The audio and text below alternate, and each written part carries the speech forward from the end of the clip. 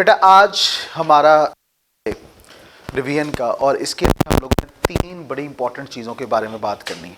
यानी आप ये समझे कि 50 मार्क्स का पेपर इसके ऊपर है और इसमें से एक सेक्शन जिसका ताल्लुक आप लोगों से है, जिसका नाम क्या है, वोकैबुलरी।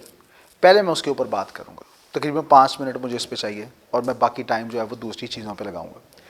वोकैबुलरी के पोर्शन के बारे में आपने बात ये की है कि अब PRC1 के जो पेपर्स हुए हैं उनके मुताबिक आज तक वोकैबुलरी से मुतल्लिक ना एक बात याद रखें कि सिर्फ देखने 3 के अलावा कुछ सिनोनिम्स आए हैं, उसके बाद दूसरे नंबर पे एंटोनिम्स आए हैं और फिर उसके बाद क्या आए हैं। इनके अलावा कोई फोर्थ चीज देखने को नहीं मिली वोकैबुलरी में। और इनकी रेशो के ऊपर अगर बात करें तो क्वेश्चन जो है ना वो तकरीबन 4 to 5 MCQs होते हैं। MCQs के पोर्शन आते हैं।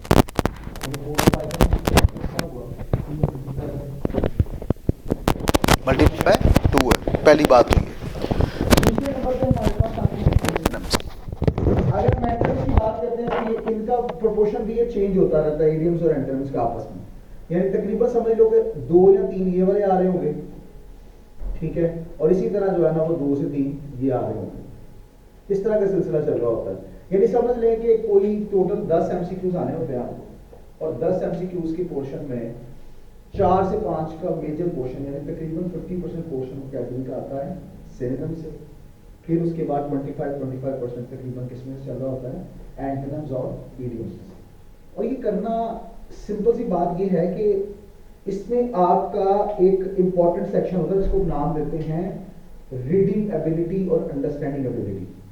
रीडिंग और अंडरस्टैंडिंग एबिलिटी ये क्या है, मतलब देखें आप शुरू से एक बात तो हमेशा अपने आप को समझा के रखें कि आप एक आम इंसान जो होता है ना, एक आम इंसान, आम जिसने मैट्रिक किया है, इंटरमीडिएट किया है, तो उसके बारे में ये बात कही जाती है कि उसके पास मिनिमम से मिनिमम भी कोई 40 से 50 हज़ार वर्ड्स का सतीरा होता है। कैसे आप कहेंगे सर ये क्या कर रहे हैं, आई का मतलब मैं होता है, वही का मतलब हम होता है, चेयर का मतलब कुर्सी होता है, इसी तरह डिफिकल्टी का मतलब मुश्किल होता है, कॉम्प्लेक्सिटी का मतलब पेचीदगी होता है। ये वर्ड हमने पढ़े हुए। इनोसेंट का मतलब मासूम होता है। बात समझ आ रही है? यानी कि वो वर्ड्स हैं जो आते ही आते हैं हम लोगों को, लेकिन जब हम यहां पे ये समझ लेना यार ये बड़ा मुश्किल है, तो वो करना बड़ा मुश्किल होता है वाकई। अगर आपके पास 40 से 50,000 वर्ड्स का जखीरा है सेकेंड ईयर करने के बाद, तो इसका मतलब ये है कि आपको इस वोकैबुलरी को वोकैबुलरी करके भी ना जाओ तो आपको तकरीबन ये 20 में से 10 से 12 नंबर आ सकते हैं। बस किस तरह, बिलीव इन योरसेल्फ। बड़ी इंपॉर्टेंट बात, अपने आप पे बिलीव करो कि मुझे आता है। जो भी सेंटेंस आपके सामने हो ना, प्रोसीजर में आपको बता रहा हूं, जो सेंटेंस आता है उसमें एक वर्ड होता है, वर्ड के आगे नीचे 4 ऑप्शन होते हैं। आपने क्या करना होता है कि आप, और ये इतने ज्यादा मुश्किल नहीं होते कि आपसे हो ही ना, लेकिन चूंकि उस वक्त आप उसे अपने हवास पे सवार करते हो, आपको ये लगता है हो ये नहीं हो सकता, तो फिर प्रॉब्लम आती है, फिर टेंशन आती है।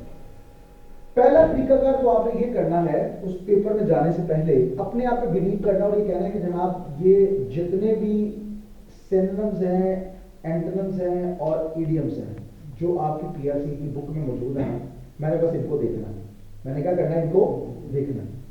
और देखना किस तरह से, समझने के अंदाज कि होता क्या, याद नहीं करना, बस ये समझना कि ये वर्ड होता क्या है। और याद रखें कि कभी भी सिनोनिम की उर्दू याद नहीं करते या उर्दू में उसको नहीं समझते, एंटोनिम को कभी उर्दू में नहीं समझते और इडियम्स को भी कभी भी उर्दू में नहीं समझना। जो लैंग्वेज जिसके अंदर आप उबूर हासिल करना चाहते हो, उसी लैंग्वेज के अंदर ही उसे अंडरस्टैंड करना सीखो। ये बात याद रखिए, उसी लैंग्वेज के अंदर उसे अंडरस्टैंड करना सीखो। ये बड़ी इंपॉर्टेंट बात है। अगर आप उसी लैंग्वेज को अंडरस्टैंड नहीं करते तो आप भूल जाओगे। मतलब मैंने कॉम्प्लेक्सिटी को समझना है तो मुझे इंग्लिश से ही समझना है। अगर ये आदत हमारी शुरू से डेवलप होती ना तो मसले कोई नहीं था, वो कैलकुलेट था। हमारा मसला क्यों आता है वो कैलकुलेट का? क्योंकि हम उसे अंडरस्टैंडिंग एबिलिटी लेकर आते हैं, कैसे? उर्दू से इंग्लिश या इंग्लिश से उर्दू, इसलिए प्रॉब्लम्स आती हैं। बात समझ आ रही? इसलिए प्रॉब्लम्स आती हैं। तो ये बहुत जरूरी है कि हम इस चीज का ख्याल लाजमी करें। अगर हम इस चीज का ख्याल नहीं करेंगे तो फिर प्रॉब्लम होती है। और अपने आप माइंड को इस चीज की प्रैक्टिस में लेके आए कि yes I can do it, मुझसे हो सकता है। तो ये वोकैबुलरी करना, 20 मार्क्स लेना आपके लिए मुश्किल काम नहीं होगा। सिंपल सा एक रूल है, सिंपल सा एक क्राइटेरिया है, और वो क्राइटेरिया ये है कि मैंने वर्ड जो होगा उसको इंग्लिश में समझना कि ये क्या है।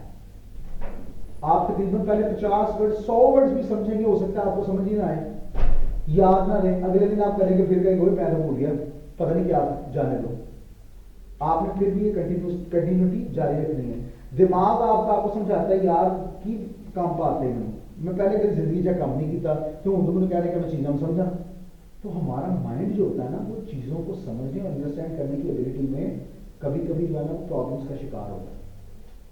कैसे शिकार होता है कि वो उसे एक चीज़ की आदत नहीं है, अब आपने क्या करना, उसे आदत डालनी है। उसे आदत नहीं है अंडरस्टैंड करने की, अब आपने अंडरस्टैंड करवाने की आदत डालनी है। तो इस तरह चीज़ होती जाएगी। वही बात, हर वो काम जिसे बार बार किया जाए यहां तक कि उसे करना आसान लगने लगे, आदत हो जाती है। और ये डेली आपने आज से पेपर्स तक आपने 50 वर्ड्स डेली समझने हैं, इंग्लिश टू इंग्लिश, बस इंग्लिश टू इंग्लिश समझने हैं। अब तरीका का क्या होगा वोकैबुलरी को सॉल्व करने का? और इसमें मिनिमम आप 16 नंबर ले सकते हो, मिनिमम से मिनिमम। क्या तरीका कार है? 19 टेस्ट जो मैंने अपलोड किए हुए यूट्यूब पे, आपने उन टेस्ट को करना है वोकैबुलरी के। नंबर 2, वो जो ग्राम टेस्ट हैं 200 एमसीक्यूज और 150 एमसीक्यूज, आपने उसको सॉल्व करना है, आपके 16 मार्क्स आ जाए। ठीक है, मतलब दोबारा मैं बताता हूँ, वो टेस्ट हैं, उसके बाद दूसरा, और टेस्ट को करने का प्रोसीजर क्या होगा? एक वर्ड है, उस वर्ड को समझना है इंग्लिश में, इसका क्या मतलब होता है, इंग्लिश में समझना है। आपके मोबाइल में चैट जीपीटी है, आपके मोबाइल में है मेटा एआई, उस मेटा एआई में आवाज से भी बात हो जाती है। Please tell me in 1 sentence what is the meaning of this. वो आपको एक सेंटेंस में बता देगा, आपके विद इन 10 सेकेंड आपको समझ आ जाएगी चीज क्या है। बात समझ आ रही है? क्लियर है? इसी तरह एक ऑप्शन आई सामने, उस एक वर्ड को आपने इंग्लिश में समझ लिया, फिर नीचे 4 ऑप्शन है, उन 4 वर्ड्स को इंग्लिश में समझो ये क्या है। अगर आप 15 एमसीक्यूज का एक टेस्ट करते हो तो उस दिन आपकी वोकैबुलरी में मिनिमम 70 वर्ड्स का इजाफा हो चुका होगा। कितने वर्ड्स का? 70 वर्ड्स का। पहले आपने वोकैबुलरी को इस तरह से लेके चलना है, इस प्रोसीजर से जो मैंने आपको बताया, और दूसरा प्रोसीजर जो आपने फॉलो करना है वो ये है कि जब ये हो जाए, आप एफिशिएंट हैं, आप कर चुके हैं, अगर ये हो जाए तो फिर अगला प्रोसीजर आपने ये वाला अपनाना है कि आपने उसको जो आपकी बुक के अंदर है सेंटेंस और इडियम्स हैं, आप इनको कर लेना। किसी टीचर की असाइनमेंट मिलती है सिर्फ वोकैबुलरी, पहले बता रहा हूं, वोकैबुलरी में वो टीचर कहता है ये वोकैबुलरी ये वाली कर लो, आंखें बंद करके कर लो, मान लो उसकी बात, लेकिन अगर तुम सोल्यूशन इस प्रोसीजर से लेके चलना है जो प्रोसीजर मैंने आपको बताया। ठीक है, अगर ये प्रोसीजर के साथ आप चलेंगे तो एवरीथिंग विल बी क्लियर्ड, तो आप 16 मार्क्स आसानी से ले सकते हो। देखो ये जो मैंने आपको बताया 70 एमसीक्यूज आपके होंगे, तो ये डेली बेसिस पे आपकी प्रैक्टिस जो होगी वो 15 से 20 मिनट की होगी, क्योंकि पहले हमने नहीं ऐसे तैयार किया। बात ये, जब नहीं किया तो प्रॉब्लम्स तो होंगी ना, तो फिर प्रॉब्लम्स को से ना जान छुड़वाने के लिए, उन प्रॉब्लम्स को सॉल्व करने के लिए थोड़ी सी मेहनत करनी पड़ेगी। और दिस इज़ द वे, आपके 20 नंबर में से 16 नंबर आसानी से ले सकते हो। और ये याद रखना, जब पेपर्स में आप चलें आपने अपने आप पे यकीन करना कि आई कैन डू इट। किसी वर्ड की समझ नहीं आती, अच्छा पर वर्ड पर एमसीक्यूज आपने जो टाइम गुजारना है वो 1 मिनट का होगा। स्टॉप वॉच आपके पास होनी चाहिए। 1 मिनट में अगर उसका आपको सिनोनिम या एंटोनिम या आइडियम समझ नहीं आ रहा, अगले पे चले जाओ। फर्ज करो 20 के 20 समझ नहीं आ रहे, 10 हैं, 10 के 10 समझ नहीं आए, तो आपने टोटल तो जो एमसीक्यूज है उस पर 15 मिनट लगाने हैं। अब फिर दोबारा आओ नंबर 1 पे और 30 सेकेंड उसको दोबारा देखो, और फिर उसके बाद आप उसको जो आंसर आपको करीब तक लग रहा है उसके ऊपर लगा दो। लेकिन फिर वही बात, अपने आप पे यकीन करना है, हिम्मत नहीं हारनी, और ये टेंशन नहीं माइंड में लेके आनी। वही मैंने तो कोई भी नहीं आता है, लेकिन बिलीव इन योर सेल्फ। नहीं, आपकी मर्जी, जब मर्जी कर लें। No problem at all. Proofread के लिए टाइम निकालना नहीं भूलना, ये बड़ी इंपॉर्टेंट बात है, क्योंकि प्रूफ रीड करना राइट करने से ज्यादा इंपॉर्टेंट है। प्रूफ रीड करना बहुत जरूरी है, तो आपने उसका टाइम निकालना है। तो आपने क्या करना है, 15 मिनट देने हैं इस वोकैबुलरी को, और 10 एमसीक्यूज के लिए कितना करें टाइम, पहले फेज में 1-1 मिनट। 1-1 मिनट में मुझे यकीन है, अगर आपको अपने आप पे यकीन होगा और आप अंडरस्टैंडिंग नेचर, ये जैसे मैंने बताया इन दोनों में ऐसे प्रैक्टिस करें, तो इस अंडरस्टैंडिंग नेचर के साथ आपसे एमसीक्यूज हो जाएंगे सॉल्व, और आप खुश हुए होंगे। लेकिन फर्ज करो 3, 4, 5 नहीं भी होते, 50% नहीं भी होते, तो अगले 5 मिनट हैं, आपने इस प्रोसीजर के तहत आगे चलना और डरना बिल्कुल भी नहीं है। यहां पे भी एक और बात मैं करता हूं, हो नहीं सकता ये, इसके चांस 0.1% है, लेकिन फिर भी मैं कहता हूं, फर्ज करो आपको 10 के 10 नहीं आते, फिर भी टेंशन नहीं लेनी, क्योंकि गेम मैंने पीछे जो चीजें हैं मैंने वो काम किया हुआ। 80 में से 50 लेने हैं, मैंने 80 नंबरों में से 50 लेने हैं, मेरे पास अभी भी गुंजाइश मौजूद है। तो वोकैबुलरी पे आप टेंशन फ्री हो के फोकस करो। उसका एक ही तरीका है कि अपने आप पे यकीन करो कि अगर ये 20 भी ना हुए तो मेरे पास फिर भी बड़ी गुंजाइश पड़ी हुई है, तो इसलिए मैंने टेंशन नहीं लेनी। क्लियर हो रही है बात? तो वोकैबुलरी का पहला पोर्शन। अच्छा, ये तो क्लियर हो गया वोकैबुलरी का कि इस तरह से आपने इस अप्रोच को लेके चलना है। इसको करना कब है, ये अब सवाल पैदा होता है। ये डिपेंड आप पे करता है कि आप अपने आप पे बिलीव कितना करते हैं। अगर आपका अपने आप पे बिलीव नहीं है, टेंशन है, स्ट्रेस है, तो फिर पहले नंबर पे वोकैबुलरी को ले आओ। क्यों? क्योंकि फिर आपको होगा मैं आगे तो खेल सकता हूँ ना यार, कोई बात नहीं, अभी नहीं हुए इतने, मैं आगे खेल लूंगा, कोई बात नहीं। समझ आ रही बात की? लेकिन अगर अपने आप पे बिलीव है, आप मेंटली स्ट्रांग पर्सन हो, तो फिर एंड पे इसको भी कर लो, no problem at all. Clear है? कोई इसमें सवाल नहीं? आगे बढ़ते हैं। अब हम बात करने जा रहे हैं कॉम्प्रीहेंशन, एम्प्रेसी राइटिंग। कॉम्प्रीहेंशन के ऊपर मैं सबसे पहले बात करूंगा कि ये आखिर ये कॉम्प्रीहेंशन है क्या। कॉम्प्रीहेंशन का मतलब होता है जनाब अंडरस्टैंडिंग।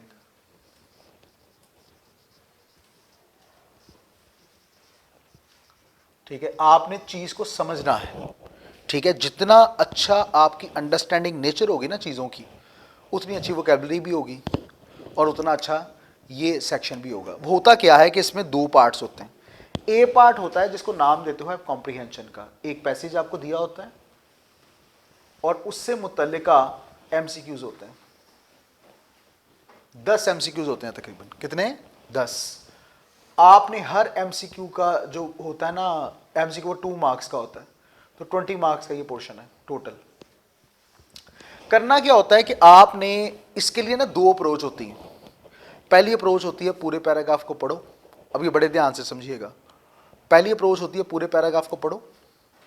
पढ़ने के बाद जो इंपॉर्टेंट पॉइंट्स हैं उनको, वो जो नीचे बॉक्स है, उन इंपॉर्टेंट पॉइंट्स को लिख लो, और लिखने के बाद सिर्फ उन इंपॉर्टेंट पॉइंट को समझते हुए एमसीक्यूज पे आ जाओ और एक एक करके एमसीक्यूज को समझो और उसके आंसर लगाओ। इस काम में आपके तकरीबन 25 से 30 मिनट लगते हैं। कितना काम लगता है? 25 से 30 मिनट। और एक अप्रोच होती है दूसरी जिसका नाम है स्मार्ट अप्रोच। क्या नाम है? Smart approach. और स्मार्ट अप्रोच क्या होती है कि आपने जो पैराग्राफ आपके सामने आया है, जो पैसेज आपके सामने आया है, आपने उसे अभी नहीं पढ़ना। आपने पहले फर्स्ट एमसीक्यूज को पढ़ना। एमसीक्यूज को पढ़ें, उससे मुतल्लिक जिस पैराग्राफ के अंदर जो जो सेक्शन डिस्कस हुआ है, आप उसको बड़े ध्यान से पढ़ें और आंसर लगा दें। और ये अप्रोच के तहत आपने एक एमसीक्यूज पे जो टाइम देना है वो तकरीबन होगा 90 सेकंड्स का। कितना? 90 सेकंड्स का। 90 सेकंड्स आपने अपने आप को देने हैं, बड़े प्यार से देने हैं और टेंशन फ्री होकर देने हैं। एमसीक्यू पढ़ना है, उसकी स्टेटमेंट, पहले स्टेटमेंट पढ़नी है। स्टेटमेंट पढ़ने के बाद पैराग्राफ पे जाना है कि इससे मुतल्लिक कहाँ बात लिखी हुई है, उसको समझो। समझ के अब ऑप्शंस पे आओ। बात समझ आ गई है? समझ के अब ऑप्शंस पे आओ। तो इस तरह आपने 90 सेकंड्स अगर दिए तो ये 900 सेकंड बनते हैं। अब 900 सेकंड्स को मिनट्स पे लेके आए तो कितना बनेगा? कितना बनेगा? तकरीबन आपके, अगर मैं इसे लेके आता हूं, ये तकरीबन समझे कि 15 मिनट्स के करीब बन जाएगा। 15 मिनट्स का पोर्शन होगा जो कि आपने देना होगा किसे? अपने इन एमसीक्यूज के पोर्शन को। और 90 सेकंड्स जब 15 मिनट्स गुजर जाएं, गुजरने के बाद हो सकता है कि कोई 3 एमसीक्यूज आपसे नहीं हुए, 5 मिनट और दे दो।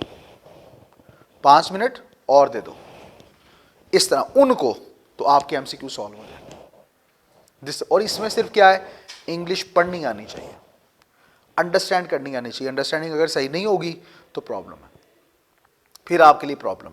ये बहुत ही स्मार्ट अप्रोच है कि जिसके ज़रिए से आप 20 में से 20 नंबर आसानी से ले सकते हो, अगर इस अप्रोच के साथ आप चलो तो। बात समझ आ रही है? तो ये अप्रोच अपनाना ये सबसे स्मार्ट अप्रोच है।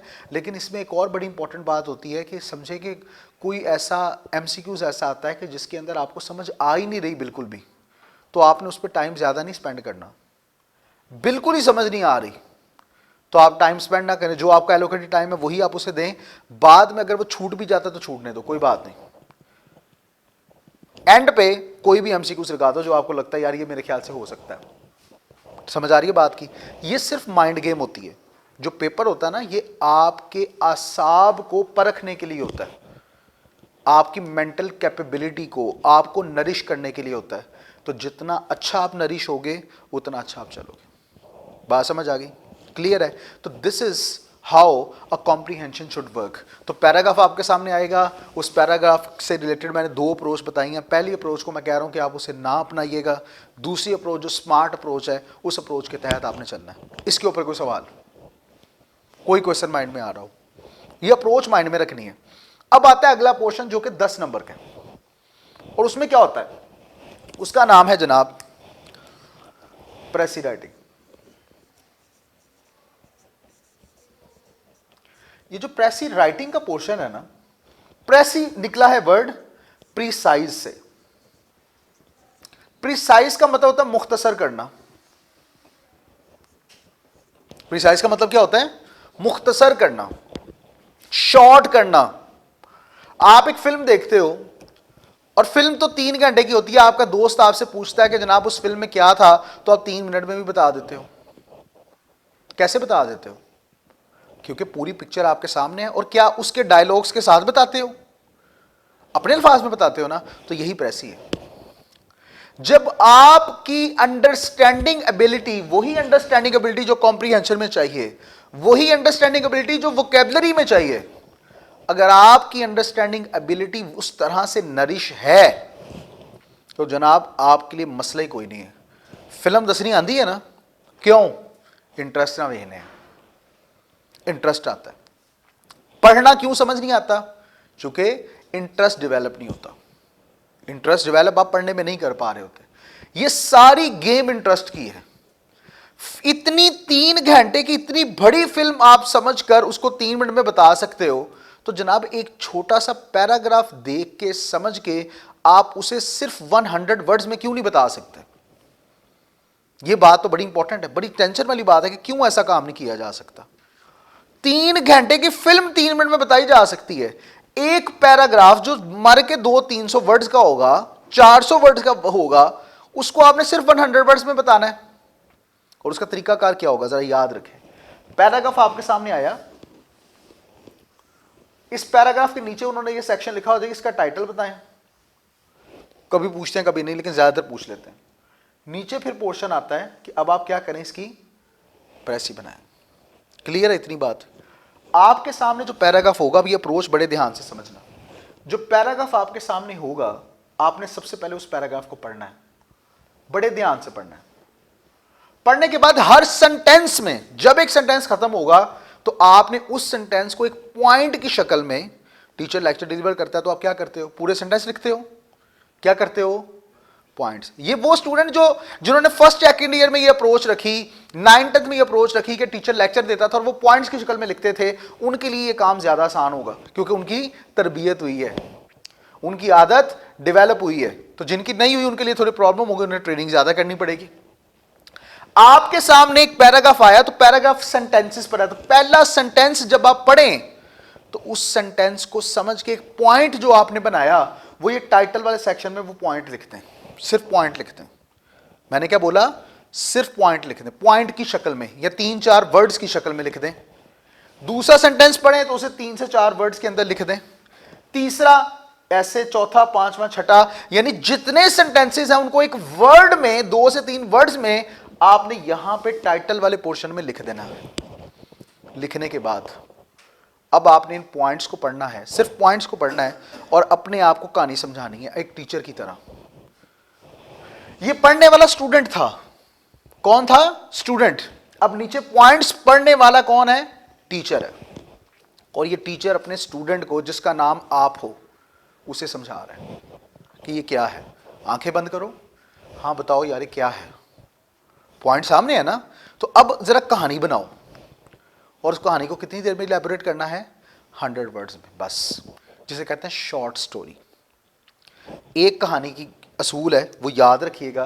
पहला असूल ये है कि आई और वुई का इस्तेमाल नहीं करना। कुछ भी हो जाए, आई और वुई का इस्तेमाल नहीं करना। दूसरी बात, अगर पास्ट में सारा पैराग्राफ है तो सारे का सारा प्रेसीज होगी वो किसमें होगी? पास्ट में। ये बड़ी बातें बता रहा हूं, ये गलतियां हम बहुत कर रहे होते हैं। अगर मैं एक सेक्शन पास्ट में इलेबोरेट किया तो फिर मैं पास्ट प्रेजेंट का मिक्स नहीं करूंगा। जिधर कहानी है, जैसे बताया कि अफगानिस्तान में ऐसा था, तो वो तो समझ आता है। अब उसके साथ आप प्रेजेंट करें कि अब सूरत हाल का बताया तो वो आप ऐसे करेंगे, लेकिन कहानी बताते वक्त प्रेजेंट पास्ट को मिक्स नहीं करना, क्योंकि सारी कहानी के पास्ट में तो आप भी क्या करेंगे? पास्ट ही। और याद रखें कि जब भी स्टोरी के ऊपर बात करते हैं तो 90% या पुरानी कहानी को बयान कर रहे होते हैं तो 90% पास्ट एंड डेफिनेट का इस्तेमाल होता है। किसका? पास्ट एंड डेफिनेट का। आपने पॉइंट्स बना लिए। पॉइंट्स बनाने के बाद अब आपने अपने आप से, ये एक टीचर के तौर पर, एक टीचर आपको समझा रहा है कि ये क्या है, अपने अल्फाज में समझो। यहां से कॉपी नहीं करनी। जो आपको समझ आया 100 वर्ड्स में लिख दो। जो आपको समझ आया 100 वर्ड्स में लिख दो। That's प्रेसी writing. फर्ज करें, अच्छा ये 100 वर्ड्स 101 नहीं होने चाहिए। आइडियल तो यही है कि 95 से 100 तक हो या इसके दरमियान हो। अगर और कम हो रहा तो कोई नहीं, 91 से 100 के दरमियान कर लो, लेकिन 101 नहीं होना चाहिए, कैंसिल हो जाएगा। 101 नहीं होना चाहिए। क्लियर है? समझ आ गई बात की? तो this is the shortest way by which we can do a precis. और प्रेसी राइटिंग करने के लिए मैं वही बता रहा हूं, अंडरस्टैंडिंग एबिलिटी बहुत जरूरी है। जितनी अच्छी आपकी अंडरस्टैंडिंग एबिलिटी होगी उतना अच्छा आप चीज़ों को लेकर चलोगे। और याद रखें कि ज़्यादा आइडियल प्रेसी के लिए ये होता है कि आप थर्ड पर्सन हमेशा यूज़ करें। और थर्ड पर्सन कौन सा होता है? ही, शी, इट और दे। ही, शी, इट और दे, ये यूज़ होता है। और हमेशा ये एंटायरली आपके अपने अल्फाज होने चाहिए, ज़ेरॉक्स कॉपी नहीं होनी चाहिए from the original passage. Clear है जनाब? इसे हम कहते हैं कि क्या है? प्रेसी राइटिंग। और ये कितने नंबर हैं इसके? 10 नंबर। ठीक है। अच्छा, 10 में से 1 नंबर टाइटल का होता है। अब प्रेसी के कितने नंबर रह गए? 9 नंबर। क्लियर है? और इसके अंदर आपने इसे डिस्कस करना है। कोई इससे मुतल्लिक सवाल पूछ लो। क्या होगा? वो प्रेसी के अंदर लिख लो, ऊपर लिख लो, नीचे पैराग्राफ शुरू कर लो। क्या होता है? नहीं नहीं, अलग किया होता है। जगह बचेगी? नहीं नहीं, मैं वही कह रहा हूँ, पैराग्राफ लिख दिया, लिखने के बाद जो ऊपर पॉइंट्स बनाए हैं उनको रिमूव करना है। तो आपने प्रेसी करने के बाद ये जो पॉइंट्स लिखे हैं टाइटल वाले पोर्शन में, इसको भी रिमूव ही करना है। और करने के बाद इसमें टाइटल लिखना है। ठीक है, करना तो ये। अच्छा, एक सिंपल सी अप्रोच। आपके पास अब एक असाइनमेंट्स का एक पूरा अंबार होगा जो मैं आपको शेयर करूंगा। मुझे आपने व्हाट्सएप करना है, मैं आपको असाइनमेंट, जिसके अंदर क्या है कि आपको टॉपिक्स दिए हुए हैं और यहाँ लेटर्स दिए हुए हैं स्टेटमेंट्स के साथ, एमसीक्यूज दिए हुए हैं और पूरी हर चीज़ आपको प्रोवाइड है उसके अंदर। आपने अब उससे प्रैक्टिस करनी है। और तकरीबन टॉपिक्स तो जनाब होंगे कोई 100+ होंगे, लेकिन आप हर एक से को 5-5, 10-10 टॉपिक्स भी करेंगे तो अच्छी खासी आपकी तैयारी हो जाएगी। तो आपने मुझे व्हाट्सएप करना है, मैं आपको प्रैक्टिस मटेरियल शेयर करूंगा। उन प्रैक्टिस मटेरियल को करें और करने के बाद एक बड़ी इंपॉर्टेंट बात कि चैट जीपीटी से चेक करवाएं, उसको पीडीएफ में कन्वर्ट करें। कन्वर्ट करने के बाद चैट जीपीटी पे शेयर करें और उसे कहें please check it and tell me about minor grammar mistakes, every minor grammar mistake. तो आपको वो बताएगा, तो उसको ठीक करते जाएं। समझ आ रही है बात की? तो ये एक प्रोसीजर है कि जिससे आप बड़े ही अच्छे अंदाज से अपने पेपर को पास कर सकते हो, कवर कर सकते हो। मैं फिर बता रहा हूँ, PRC1 इज़ नॉट डिफ़िकल्ट, ये बहुत आसान है। लेकिन अगर आप उसके लिए एक बेहतर अंडरस्टैंडिंग अप्रोच के साथ चलते हो तो आप उसको बड़े अच्छे अंदाज से पास करते हो। फिर भी कोई प्रॉब्लम हो, कोई सेक्शन समझ ना आता हो, इन डिटेल समझना हो, तो लेक्चर्स यूट्यूब पे अवेलेबल हैं, बड़े ही कॉम्प्रिहेंसिव वे में बताए हुए हैं, आप उनको देख सकते हैं। इसके अलावा मुझसे पूछ सकते हैं, कोई गाइडेंस चाहिए हो तो मैं आप लोगों को गाइडेंस दूंगा। ठीक है, थैंक यू वेरी मच।